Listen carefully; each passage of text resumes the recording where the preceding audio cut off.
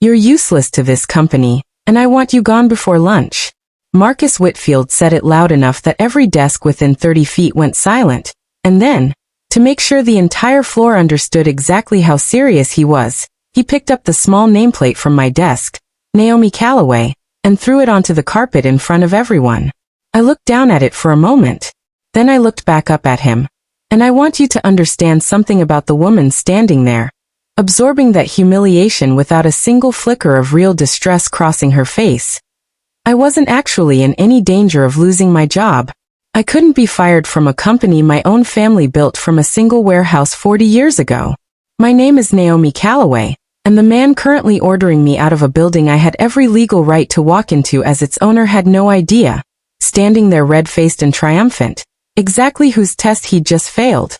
6 weeks earlier, my father, Theodore Calloway, had asked me to do something I'd done twice before for the company: go undercover as an ordinary employee to evaluate someone under consideration for a major promotion. Marcus was being considered for regional director, a role that would put him in charge of nearly 400 employees across 6 locations. My father wanted to know, before making that decision permanent, exactly how Marcus treated people who couldn't do anything for his career.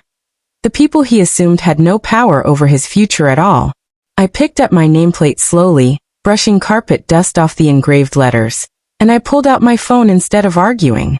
"The test is almost over," I texted, my thumbs moving calmly under the desk while half the office watched Marcus wait for me to break down. He's exactly who we feared he was. Before I tell you exactly what happened 4 minutes after I sent that text, because it is, without a doubt, the most satisfying reversal I've ever witnessed in 6 years of doing this kind of work for my father, let us know in the comments where you're watching from. We'd love to hear from you, and go ahead and hit that subscribe button so you don't miss exactly how this unraveled. Marcus crossed his arms, clearly enjoying himself. "Security will walk you out," he said.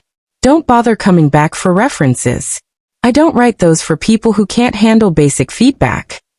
I gathered my things slowly, deliberately, watching the rest of the office watch me. Some faces sympathetic, most simply relieved it wasn't happening to them. I walked toward the elevator bank at a normal pace, my box of belongings in my arms, and I stood there waiting, exactly the way any recently fired employee might.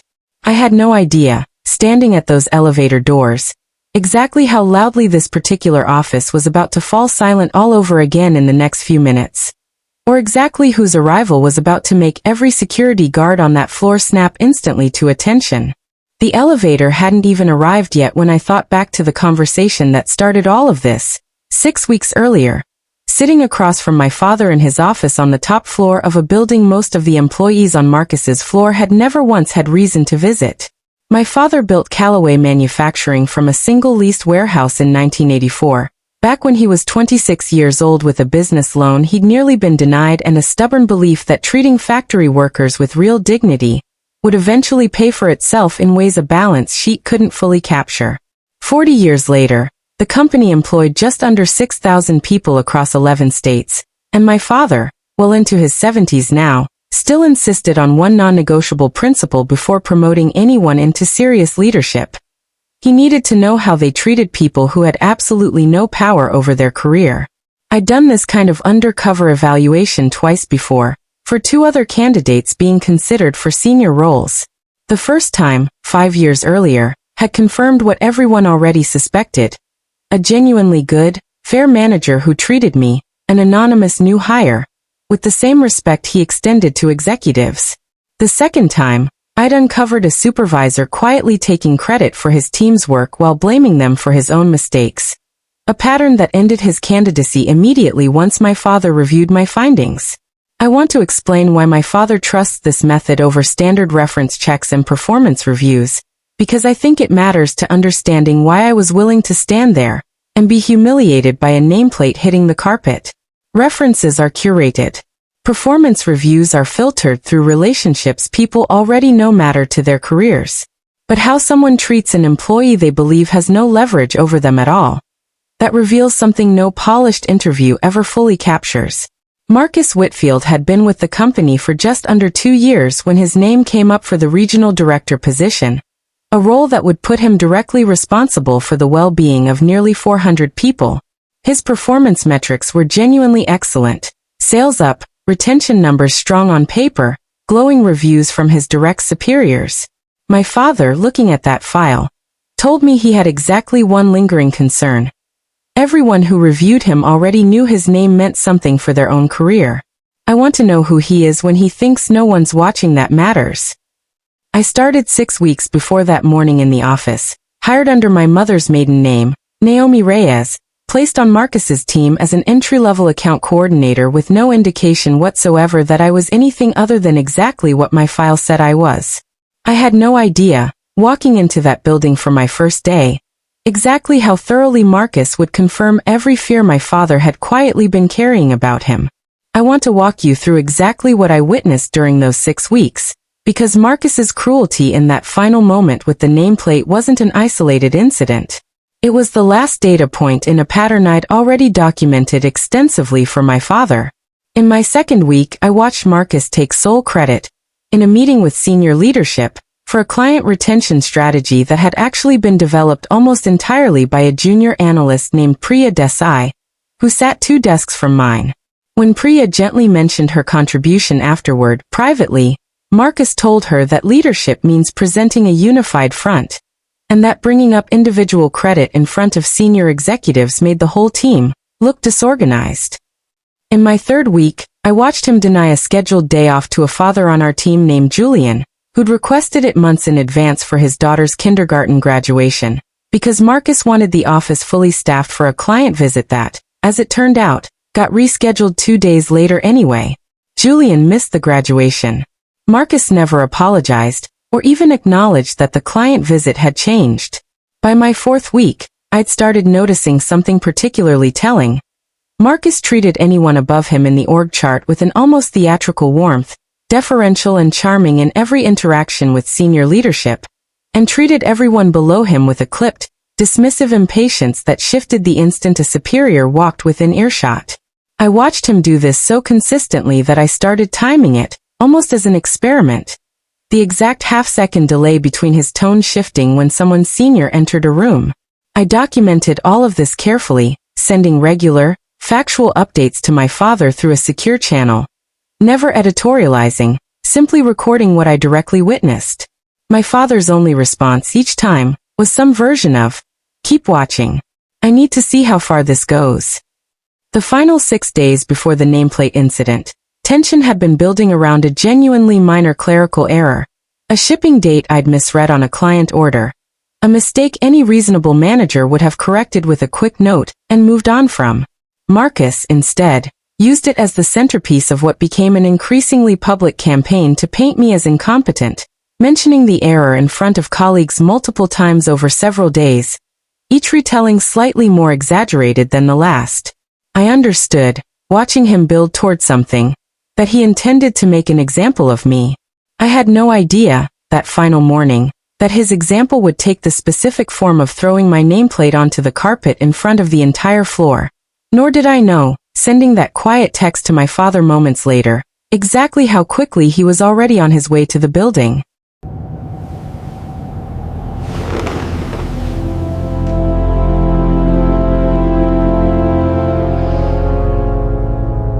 You already witnessed the walk to the elevator, my box of belongings, the sympathetic and relieved faces of my co-workers, the particular calm I felt standing there after 6 weeks of careful observation finally concluding.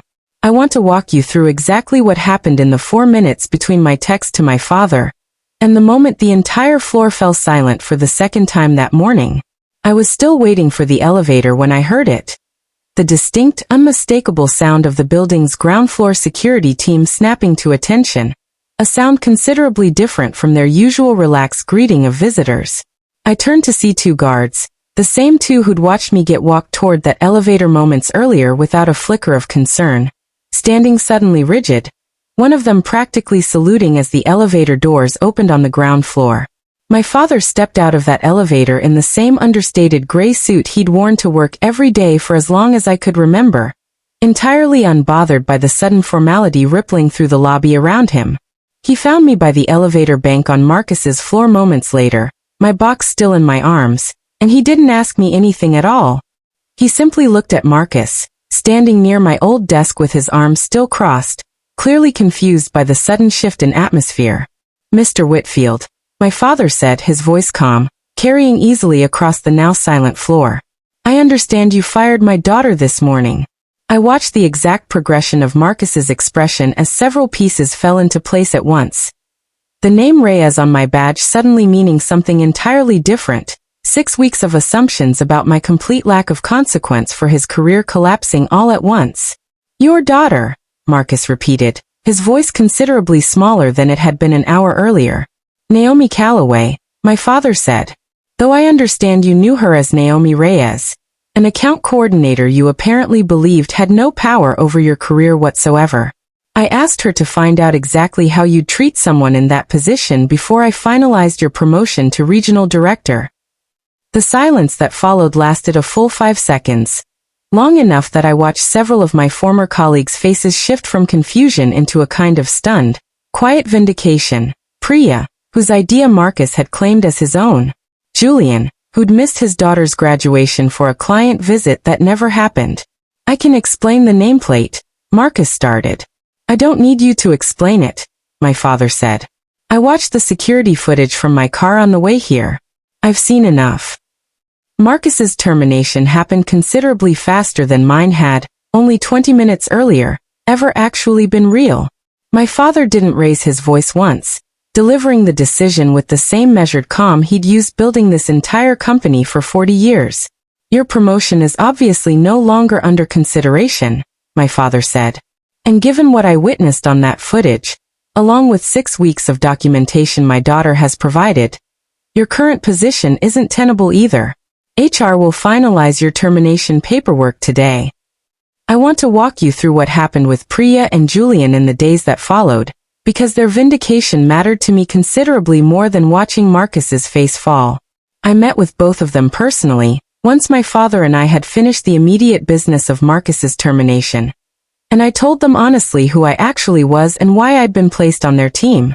Priya cried briefly when I told her that my father had specifically flagged Marcus's habit of taking credit for her work as one of the clearest pieces of evidence against his promotion. "I didn't think anyone noticed," she said. "I figured that was just how things worked here."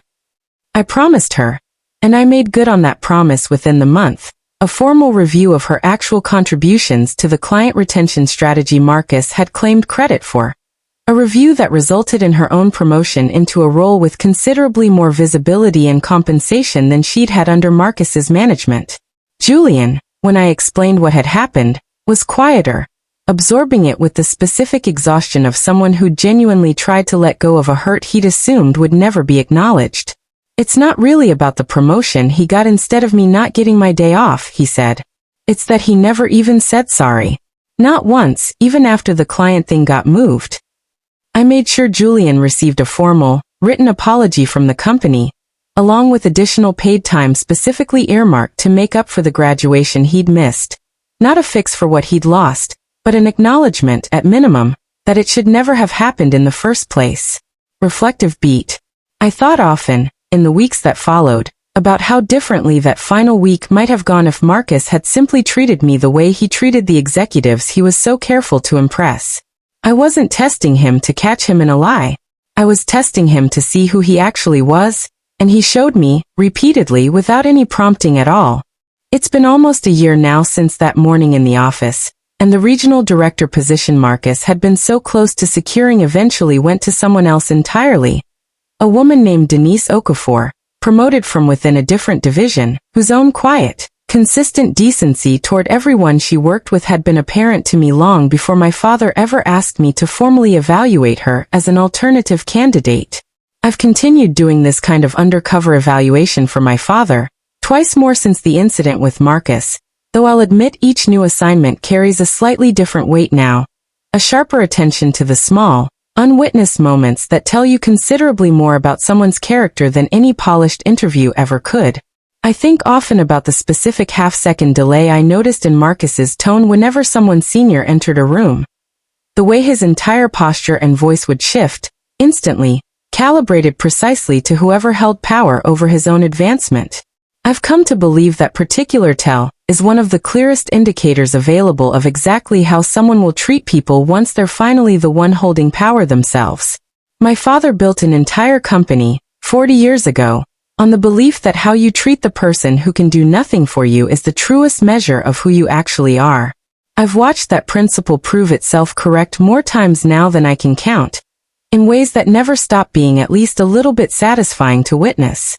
If you've ever been dismissed, humiliated, or treated as disposable by someone who assumed your position meant you had no power to affect their future, I want you to hear this clearly.